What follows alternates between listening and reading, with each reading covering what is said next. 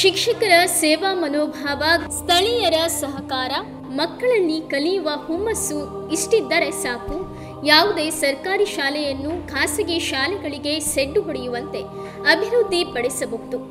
ಇದಕ್ಕೆ ಉತ್ತಮ ಉದಾಹರಣೆ ಎಂದರೆ ಶಿವಮೊಗ್ಗದ ಕೆಆರ್ ಪುರಂನಲ್ಲಿರುವ ಸರ್ಕಾರಿ ಮಾದರಿ ಹಿರಿಯ ಪ್ರಾಥಮಿಕ ಶಾಲೆ.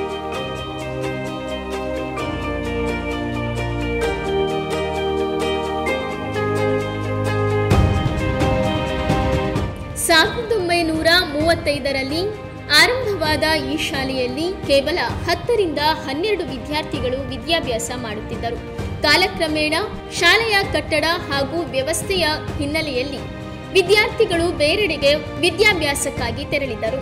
ಈ ಸಂದರ್ಭದಲ್ಲಿ ಶಾಲೆಯ ಶಿಕ್ಷಕರು, ಮುಖ್ಯೋಪಾಧ್ಯಾಯರು ಮನೆ ಮನೆಗೆ ತೆರಳಿ ಶಾಲೆಯ ಅಭಿವೃದ್ಧಿಗಾಗಿ ಶ್ರಮಿಸಿದ್ದರು. ಅದರ ಫಲವಾಗಿ ಕೆಆರ್ ಪುರಂನ ಸರ್ಕಾರಿ ಮಾದರಿ ಹಿರಿಯ ಪ್ರಾಥಮಿಕ ಶಾಲೆಯಲ್ಲಿ LKGಯಿಂದ 7ನೇ ತರಗತಿಯವರೆಗೂ ವಿದ್ಯಾಭ್ಯಾಸಕ್ಕೆ ಅನುಕೂಲವನ್ನ ಕಲ್ಪಿಸಲಾಗಿದ್ದು, ಒಟ್ಟು 278ಕ್ಕೂ ಹೆಚ್ಚು ವಿದ್ಯಾರ್ಥಿಗಳು ವಿದ್ಯಾಭ್ಯಾಸ ಮಾಡುತ್ತಿದ್ದಾರೆ. ಈ ಕುರಿತು ಶಾಲೆಯ ಅಭಿವೃದ್ಧಿಯ ಬಗ್ಗೆ ಸರ್ಕಾರಿ ಮಾದರಿ ಹಿರಿಯ ಪ್ರಾಥಮಿಕ ಶಾಲೆಯ ಮುಖ್ಯೋಪಾಧ್ಯಾಯರು ನಮ್ಮ KLiveನೊಂದಿಗೆ ಮಾತನಾಡಿ ಮಾಹಿತಿ ನೀಡಿದ್ದಾರೆ. ನಮ್ಮ ಕೆಆರ್ ಪುರಂ ಶಾಲೆ ಇದು 1935ರಲ್ಲಿ ಬ್ರಿಟಿಷರ ಕಾಲದಲ್ಲಿ ಆರಂಭವಾಗಿದ್ದಂತಹ ಶಾಲೆ. ಈ ಶಾಲೆ ಅತ್ಯಂತ ಮಹೋನ್ನತ ವ್ಯಕ್ತಿಗಳನ್ನು ಸಮಾಜಕ್ಕೆ ಕೊಡುಗೆಯಾಗಿ ನೀಡಿದಂತಹ ಶಾಲೆ. ಕೇವಲ ಒಂದು 10 ರಿಂದ 12 ಮಕ್ಕಳವರೆಗೆ ಈ ಶಾಲೆಗೆ ಮಕ್ಕಳು ಬರ್ತಾ ಇದ್ರು. ಆ ಮಕ್ಕಳನ್ನು ಇಟ್ಕೊಂಡು ಇನ್ನು ಮುಂದೆ ಇದಕ್ಕೇನಾದರೂ ಬದಲಾವಣೆಗಳನ್ನು ಮಾಡಲಿಕ್ಕೆ ಪ್ರಯತ್ನ ಮಾಡಬಹುದಾ ಎನ್ನುವ ಒಂದು ವಿಚಾರವನ್ನು ಮಾಡಿಕೊಂಡು ಈ ಶಾಲೆಯನ್ನು ಶತಮಾನದವರೆಗೆ ಇನ್ನು ಕೆಲವೇ ವರ್ಷಗಳಲ್ಲಿ ಶತಮಾನವನ್ನು ಮುಟ್ಟುತ್ತೆ. ಈ ಶಾಲೆಗೆ ಒಂದು ಕಾಯಕಲ್ಪವನ್ನು ಮಾಡಬೇಕು, ಒಳ್ಳೆ ರೀತಿಯಲ್ಲಿ ಅಭಿವೃದ್ಧಿ ಆಗೋ ರೀತಿಯಲ್ಲಿ ಮಾಡಬೇಕು ಅಂತ ಹೇಳಿ ಒಂದು ಪ್ರಯತ್ನವನ್ನು ಮಾಡುವ ಸಂಕಲ್ಪವನ್ನು ಮಾಡಿದ್ವಿ. ಆ ನಿಟ್ಟಿನಲ್ಲಿ ಮನೆ ಮನೆಗೆ ಕೆಲವೊಂದು ಶಾಲೆ ಉಳಿಸಿ ಅಭಿಯಾನವನ್ನು ಮಾಡುವ ಒಂದು ಪಾಂಪ್ಲೆಟ್ಸ್ಗಳನ್ನು ಮಾಡಿ ಹಂಚಿದ್ವಿ. ಆ ಸಮಯದಲ್ಲಿ ನಮಗೆ ಸಿಕ್ಕಂತಹ ಮಾಹಿತಿ ಸರ್, ಈ ಶಾಲೆಗೆ ಮಕ್ಕಳು ಬಂದು ಇಲ್ಲಿ ಕಲಿಯುವ ಪರಿಸ್ಥಿತಿಯನ್ನು ಫಸ್ಟ್ ನಿರ್ಮಾಣ ಮಾಡಿ, ಇಲ್ಲಿನ ಭೌತಿಕ ಸನ್ನಿವೇಶಗಳನ್ನು ಸರಿಪಡಿಸಿ, ಇಲ್ಲಿರ್ತಕ್ಕಂಥ ಕಾಂಪೌಂಡ್ ಇರ್ಬೋದು, ಇಲ್ಲಿರ್ತಕ್ಕಂಥ ಮಕ್ಕಳ ಕೊಠಡಿಗಳಿರ್ಬೋದು, ಮಕ್ಕಳಿಗೆ ಕೂರಲಿಕ್ಕೆ ಫರ್ನಿಚರ್ ಇರ್ಬೋದು, ಕುಡಿಯೋ ನೀರಿರ್ಬೋದು, ಶೌಚಾಲಯ ಇರ್ಬೋದು, ಆಮೇಲೆ ಅಡುಗೆ ವ್ಯವಸ್ಥೆಗಳಿರ್ಬೋದು, ಆಟದ ಮೈದಾನ ಇರ್ಬೋದು, ಇದೆಲ್ಲವನ್ನು ನೀವು ಸರಿಪಡಿಸಿದರೆ ನಾವು ಮಕ್ಕಳನ್ನ ಕಳಿಸ್ತೀವಿ. ಆಮೇಲೆ ನಮಗೆ ಬೇಕಾಗಿರೋದು, ನಾವೆಲ್ಲ ಆಂಗ್ಲ ಮಾಧ್ಯಮವನ್ನು ಕೇಳ್ತಾ ಇದ್ದೀವಿ, ಆಂಗ್ಲ ಮಾಧ್ಯಮವನ್ನು ನೀವು ಇಲ್ಲಿ ತರಿಸಿದರೆ ನಾವು ಶಾಲೆಗೆ ಮಕ್ಕಳನ್ನ ಕಳಿಸ್ತೀವಿ ಅಂತ ಕೆಲವು ಪೋಷಕರು ಹೇಳಿದರು. 2018ರಿಂದ ಆರಂಭವಾದಂತಹ ಈ ಒಂದು ಕಾರ್ಯಕ್ರಮ, ಈ ಪ್ರಗತಿಯನ್ನು ಏನೇನು ಕಾಣ್ತಾ ಬಂದು 2019-20ರಲ್ಲಿ ಸ್ವಲ್ಪ ಮಕ್ಕಳನ್ನು ತಗೊಂಡು ಬಂದು ಒಂದು LKGಯನ್ನು ಆರಂಭ ಮಾಡಿದ್ವಿ. ಒಬ್ಬ ಶಿಕ್ಷಕಿಯನ್ನು ನೇಮಕ ಮಾಡ್ಕೊಂಡ್ವಿ. ಆಮೇಲೆ 1ನೇ ತರಗತಿಗೆ ಒಂದು 10 ಮಕ್ಕಳು ದಾಖಲಾದರು. ಅದು ನಮಗೆ ವಿಶೇಷ ಅನ್ನಿಸ್ತು. ಯಾಕೆಂದರೆ ಒಂದೇ ಮಗುವೂ ಸಹ 1ನೇ ತರಗತಿಗೆ ನಮ್ಮಲ್ಲಿ ಇರಲಿಲ್ಲ. ಅಂತಹ ಸನ್ನಿವೇಶದಲ್ಲಿ 10 ಮಕ್ಕಳು ದಾಖಲಾದರು. ಆ 10 ಮಕ್ಕಳು ಮತ್ತು LKG UKG ಮಕ್ಕಳು ಮತ್ತು ಇತರೆ ತರಗತಿಯಲ್ಲಿ ಇರ್ತಕ್ಕಂಥ ಒಂದು 10-12 ಮಕ್ಕಳನ್ನು ಇಟ್ಕೊಂಡು 1 ವರ್ಷ ನಾವು ಅತ್ಯುತ್ತಮವಾಗಿ ತರಗತಿಗಳ ನಿರ್ವಹಣೆಯನ್ನು ಮಾಡಿದ್ವಿ. ಉತ್ತಮವಾಗಿ ಶಿಕ್ಷಕರು ಸಹ ಇಲ್ಲಿ ರೂಪ ಅಂತ ಹೇಳಿ ಒಬ್ಬರು ಡೆಪ್ಯುಟೇಷನ್ನಲ್ಲಿ ಬಂದರು. ಆಮೇಲೆ ನಮ್ಮಲ್ಲಿದ್ದಂತಹ ಶಿಕ್ಷಕರು ಸಹ ಅತ್ಯುತ್ತಮವಾಗಿ ಕಾರ್ಯನಿರ್ವಹಣೆ ಮಾಡಲಿಕ್ಕೆ ಪ್ರಾರಂಭ ಮಾಡಿದ್ವಿ.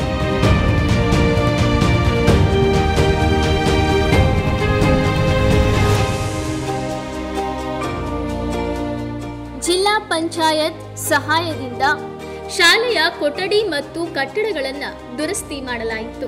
ಸರ್ಕಾರದ ಯೋಜನೆಯಡಿಯಲ್ಲಿ ಹೆಣ್ಣು ಮಕ್ಕಳಿಗೆ ಮತ್ತು ಗಂಡು ಮಕ್ಕಳಿಗೆ ಪ್ರತ್ಯೇಕವಾದ ಶೌಚಾಲಯವನ್ನು ನಿರ್ಮಿಸಲಾಗಿದೆ.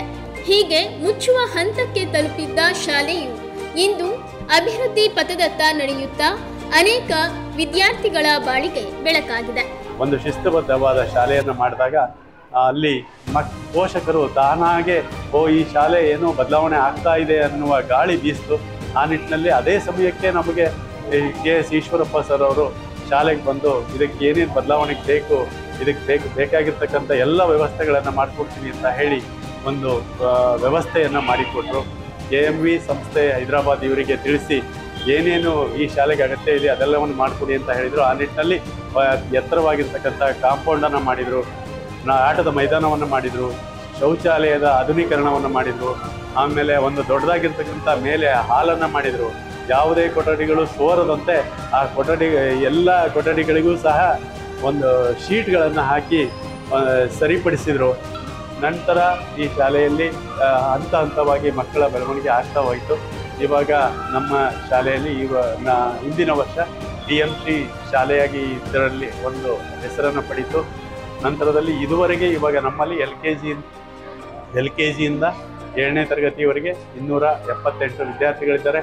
ಸುಸಜ್ಜಿತವಾಗಿರ್ತಕ್ಕಂಥ ವ್ಯವಸ್ಥಿತವಾಗಿರ್ತಕ್ಕಂತಹ ಎಲ್ಲ ಕೊಠಡಿಗಳಿರಬಹುದು, ಎಲ್ಲ ಮಕ್ಕಳಿಗೆ ಏನು ಸೌಲಭ್ಯಗಳು ಬೇಕು ಅದೆಲ್ಲವನ್ನು ನಾವು ಇಲ್ಲಿ ವ್ಯವಸ್ಥಿತವಾಗಿ ಮಾಡಲಾಗ್ತಾ ಇದೆ.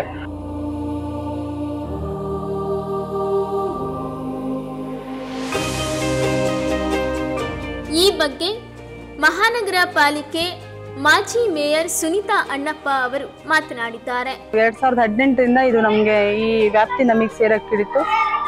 ಸೊ ತುಂಬ ಅಕ್ಕಪಕ್ಕ ಕಂಪ್ಲೇಂಟ್ಸ್ ತುಂಬ ಬರ್ತಾ ಇತ್ತು. ಯಾಕಂದರೆ ಸ್ಕೂಲಲ್ಲಿ ರಾತ್ರಿ ಹೊತ್ತು ಬೇರೆ ಬೇರೆ ಚಟುವಟಿಕೆ ನಡೀತಿದೆ, ಕುಡುಕರೆಲ್ಲ ಬಂದು ಇಲ್ಲಿ ಕೂಡ್ತಿದ್ದಾರೆ ಅಂತೇಳಿ. ಸೊ ಆ ನಿಟ್ಟಿನಲ್ಲಿ ಒಂದು ದಿವಸ ನಾನು ಇನ್ಸ್ಪೆಕ್ಷನಿಗೆ ಅಂತ ಬಂದ್ವಿ ಇಲ್ಲಿ ನಮ್ಮ ಅಧಿಕಾರಿಗಳನ್ನೆಲ್ಲ ಕರ್ಕೊಂಡು.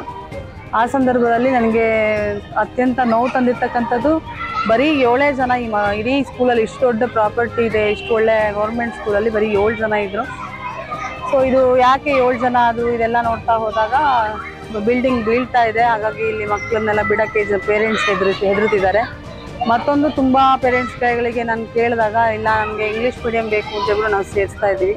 ಸೊ ಹೇಳಿ ಕೇಳಿ ನಮ್ಮದು ತುಂಬ ಮಿಡ್ಲ್ ಕ್ಲಾಸು ಜಾಸ್ತಿ ಇರತಕ್ಕಂಥದ್ದು, ಜೊತೆಲಿ ಮಿಡ್ಲ್ ಕ್ಲಾಸ್ಗಿಂತಲೂ ತುಂಬ ಬೀದಿ ಬದಿ ವ್ಯಾಪಾರಸ್ಥರು ಅಂಥವರೆಲ್ಲ ತುಂಬ ಈ ವಾರ್ಡಲ್ಲಿ ವಾಸವಾಗಿದ್ದಾರೆ. ಸೊ ಅವ್ರುಗಳಿಗೆಲ್ಲ ಹೇಗಾಗಿತ್ತು ಅಂದರೆ ಇಂಗ್ಲೀಷ್ ಮೀಡಿಯಮ್ಗೆ ಸೇರಿಸ್ಬೇಕು, ಬಟ್ ಅವ್ರ ಹತ್ರ ಅಷ್ಟೊಂದು ಡೊನೇಷನ್ ಕೊಡೋಕ್ಕೆ ಅವ್ರಿಗೂ ಕಷ್ಟ ಇರೋದ್ರಿಂದ ಅವ್ರು ಏನು ಮಾಡ್ತಿದ್ರು, ಲೋನ್ ತೊಗೊಳ್ಳೋದು, ಅದರಲ್ಲಿ ಮಕ್ಳಿಗೆ ಸೇರಿಸೋದು ಮತ್ತು ಆ ಲೋನ್ ಕಟ್ಟೋದು, ಇದೇ ವರ್ಷ ಪೂರ್ತಿ ಅವ್ರ ಇದಾಗಿತ್ತು. ಸೊ ಅಲ್ಲಿಂದ ನಾವು ಯೋಚನೆ ಮಾಡಿದ್ವಿ ಇದನ್ನು ಇಂಗ್ಲೀಷ್ ಮೀಡಿಯಮ್ ಹೇಗಾದ್ರು ಮಾಡಿದ್ರೆ ಸ್ವಲ್ಪ ಕನ್ನಡ ಮೀಡಿಯಮ್ ಜೊತೆಗೆ ಇಂಗ್ಲೀಷ್ ಮೀಡಿಯಮು ಇದ್ದರೆ ಇಲ್ಲಿ ಮಕ್ಕಳು ತುಂಬ ಬರ್ತಾರೆ ಅಂತ. ಆ ನಿಟ್ಟಿನಲ್ಲಿ ಅವಾಗ ರಾಮಾಚಾರಿ ಸರು ಇಲ್ಲಿ ಹೆಡ್ ಮಾಸ್ಟರ್ ಆಗಿ ಬಂದರು. ಸೊ ಆ ಸಂದರ್ಭದಲ್ಲಿ ಅವರು ತುಂಬ ಕಷ್ಟಪಟ್ಟರು. ಮತ್ತು ನಾವು ಅವರು ಸೇರಿಕೊಂಡು ಮನೆಗೆ ಹೋಗ್ಬಿಟ್ಟು ಮಕ್ಕಳನ್ನ ಸ್ಕೂಲಿಗೆ ಸೇರಿಸಿ ನಾವು ಇಲ್ಲಿ ಇಂಗ್ಲೀಷ್ ಮೀಡಿಯಮ್ ಮಾಡ್ತೀವಿ ಅಂತ ಹೇಳಿದ್ವಿ. ಆ ಸಂದರ್ಭದಲ್ಲಿ ಇಡೀ ಡಿಸ್ಟ್ರಿಕ್ಕಿಗೆ ಒಂದು ಕರ್ನಾಟಕ ಪಬ್ಲಿಕ್ ಸ್ಕೂಲ್ ಸ್ಯಾಂಕ್ಷನ್ ಆಗುತ್ತೆ ಅಂತ ನಮ್ಗೆ ಗೊತ್ತಾಯಿತು. ಅದನ್ನು ನಮಗೆ ಮಾಡಿಕೊಡಿ, ಈ ಸ್ಕೂಲಿಗೆ ಮಾಡಿಕೊಡಿ. ಸೊ ದಟ್ ಇಲ್ಲಿ ಇರ್ತಕ್ಕಂಥ ಸುತ್ತಮುತ್ತ ಒಂದು 8 ವಾರ್ಡಲ್ಲಿ ತುಂಬ ಬಡವರು ಇರ್ತಕ್ಕಂಥ ವಾರ್ಡ್ಗಳಿದ್ದಾವೆ, ಅಲ್ಲಿಂದ ಮಕ್ಕಳಿಗೆ ಅನುಕೂಲ ಆಗುತ್ತೆ ಅಂತ ಹೇಳ್ಬಿಟ್ಟು ನಾವು ಅವತ್ತು ರಿಕ್ವೆಸ್ಟ್ ಮಾಡ್ಕೊಂಡ್ವಿ ನಾವೆಲ್ಲ. ಆ ಸಂದರ್ಭದಲ್ಲಿ BO ಆಗಿರ್ತಕ್ಕಂಥ ಸರ್ವಮಂಗಳ ಇರ್ಬೋದು, ರಾಮಾಚಾರಿ ಸರ್ ಇರ್ಬೋದು, ಜೊತೆಲಿ ನಮ್ಮ ಚುನಾಯಿತ ಪ್ರತಿನಿಧಿಗಳು ಯಾರ್ಯಾರಿದ್ರು ಅವ್ರಿಗೆಲ್ಲರಿಗೂ ರಿಕ್ವೆಸ್ಟ್ ಮಾಡಿಕೊಂಡಾಗ ಅದನ್ನು ಇಲ್ಲಿಗೆ ನಮ್ಗೆ ಸ್ಯಾಂಕ್ಷನ್ ಮಾಡಿಸ್ಕೊಟ್ರು. ಸೊ ಆ ಸ್ಯಾಂಕ್ಷನ್ ಮಾಡಿದಾಗಿಂದ ನಮ್ಗೆ ಇಲ್ಲಿ ಮಕ್ಕಳು LKG, UKG, 1ನೇ ಕ್ಲಾಸು ಈ ಥರ ಒಂದೊಂದೇ ಕ್ಲಾಸಸ್ ಈಗ 6th ಅಪ್ ಟು 6th ನಮ್ಗೆ 30 ಪರ್ ಸೆಕ್ಷನ್ನಿಗೆ 30 ಮೆಂಬರ್ಸ್ನ ತೊಗೊಳಕ್ಕೆ ನಮ್ಗೆ ಅವಕಾಶ ಇದೆ. ಸೊ 6th ಸೇರಿ ಇವತ್ತು ಒಟ್ಟು 278 ಮಕ್ಕಳು ಈ ಸ್ಕೂಲಲ್ಲಿ ಓದ್ತಾ ಇದ್ದಾರೆ.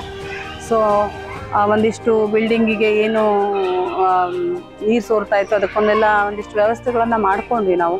ಶೌಚಾಲಯ ಇರಲಿಲ್ಲ, ಅದನ್ನ ಕಟ್ಸಿದ್ವಿ, ಮತ್ತು ಅಡುಗೆ ಮನೆ ಕಟ್ಸಿದ್ವಿ.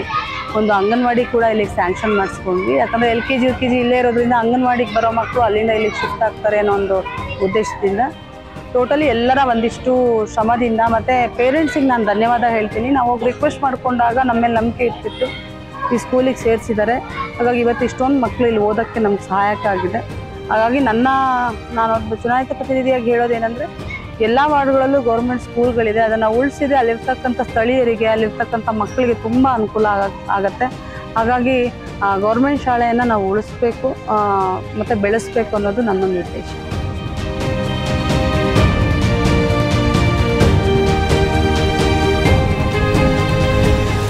ಶಾಲಾ ಶಿಕ್ಷಕರ ಮುತುವರ್ಜಿ ಮತ್ತು ಪೋಷಕರ ಸಹಕಾರದಿಂದ ಇಂದು ಈ ಶಾಲೆಯು ಮಾದರಿ ಶಾಲೆಯಾಗಿ ಹೊರಹೊಮ್ಮಿದ್ದು ಒಟ್ಟು 278ಕ್ಕೂ ಹೆಚ್ಚು ವಿದ್ಯಾರ್ಥಿಗಳು ವಿದ್ಯಾಭ್ಯಾಸ ಮಾಡುತ್ತಿದ್ದಾರೆ.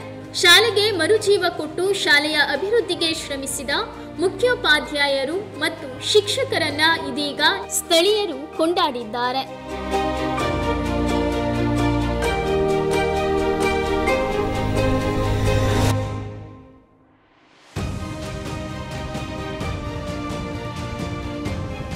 ಸಾಧಿಸುವ ಛಲವೊಂದಿದ್ದರೆ ಎಂತಹ ಕಠಿಣ ಕೆಲಸವನ್ನು ಸಾಧಿಸಿ ತೋರಿಸಬಹುದೆಂಬುದಕ್ಕೆ ಈ ಶಾಲೆಯ ಶಿಕ್ಷಕರು ಮಾದರಿಯಾಗಿ ನಿಂತಿದ್ದಾರೆ. ಇಂತಹ ಶಿಕ್ಷಕರ ಸಂಖ್ಯೆ ಗಣನೀಯವಾಗಿ ಹೆಚ್ಚಾಗಲಿ, ಎಲ್ಲೆಡೆ ಸರ್ಕಾರಿ ಶಾಲೆಗಳು ಉಳಿಯಲಿ ಎಂಬುದೇ ನಮ್ಮ K-ಲೈವ್ನ ಕಳಕಳಿಯಾಗಿದೆ.